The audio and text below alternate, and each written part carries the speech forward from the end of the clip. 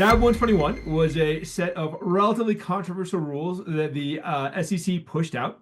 There's a lot of ways to spin it, but what I will say is that it basically was this incredibly targeted accounting bulletin the SEC pushed out to make it really hard for banks and financial institutions to hold digital assets. That might sound like pedantic, but at the end of the day, like it was very, very, very targeted to slow the adoption of digital assets in banks and traditional finance. The reason for that, what SAB 121 did is it said that any digital assets that you're custodying, you had to keep on your balance sheet as a liability. Now, you also got to keep them on your balance sheet as a asset. And this is why this is like it was such a weird bulletin in some ways, because for companies that aren't regulated, like Bitwave, let's say we were partial to SAB 121, it wouldn't make a difference because the liability would offset the asset and we'd move on with our lives, and we would put a disclaimer in our financial reports and things like that. The only people that care about your liabilities in this way, and there's a couple of different regulated industries, were banks and financial institutions. And the reason is that they have a capital requirement that says what is their liability to cash that they have to have on hand. So it's not liability to assets, because when you're a bank, the loans that you've made are technically an asset. It's a liability to cash or some sort of capital that you are tracking. And so SAB 121, basically, it was this like really directed mechanism by the SEC to make it incredibly hard for companies to use digital to basically for banks and financial institutions to use digital assets.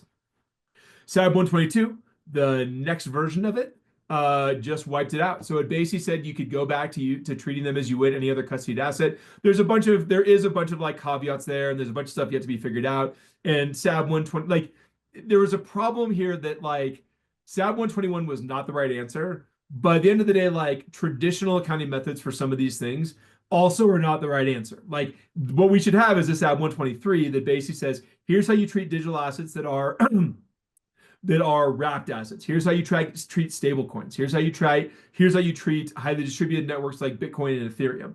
Instead, we just repealed 121 and said that you can use old rules, but the old rules were not that great for digital assets in terms of the confusion. But anyways, the high level here is that this should be really, really, really good for banks and regulated traditional finance companies getting into digital assets. Is it going to change overnight? No. The Fed has still made it very clear that they would not like to see banks using digital assets.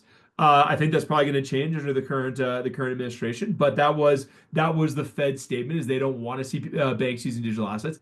But so it's not like we're going to see tomorrow a whole bunch of banks declaring that they have stables. But probably over the next 3 to 6 months, we will very legitimately see the Bank of Americas, the TD Ameritrades, the TDs, the Bank of Americas, like all these guys up and down the stack, starting to offer some sort of product. My guess, this is not special information at all. Like my guess is that we're going to see more and more of the banks do some form of a Robinhood style app. So this is like where like in your little investment app, you can click a button and get Bitcoin, get Ethereum. They'll be the counterparty, so there'll be terrible rates. It'll be exchange plate risk.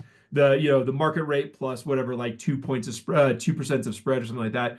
But you as a retail user will be able to pick up your app and click a button and get some Bitcoin. I bet that happens in the next like 3 to 6 months from a lot of these guys. So super exciting times. Yeah.